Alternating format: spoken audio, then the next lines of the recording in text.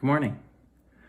I was asked if I could talk a little bit about what Holy Trinity means to me and why and how I support it.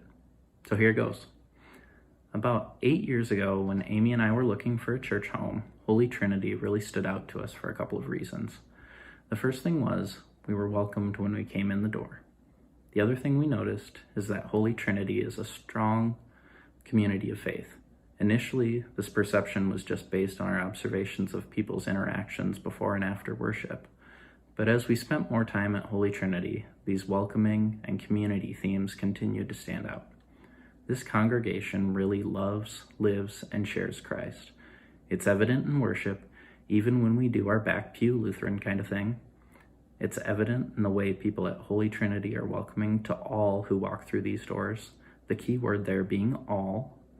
It's evident in how we support one another on our faith journeys, and it's evident in how Holy Trinity serves those outside our doors in the broader community.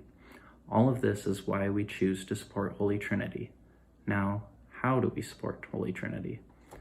I know many, if not all of us, have heard of the idea of sharing the gifts of our time, talents, and treasures. I can't remember when I first heard of that concept, but Amy and I keep it in mind when we consider how we can support Holy Trinity.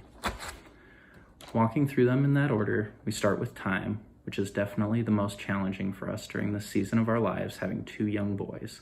I'm sure those of you who have or have had young children can probably attest to that.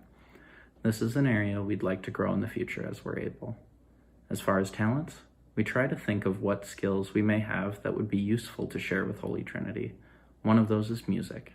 Music has always been a big part of my life. I grew up helping with music and worship, and I'm happy that we're able to share that here at Holy Trinity. And I say we, as it's also a commitment from Amy with wrangling the boys. Lastly, we get to treasures.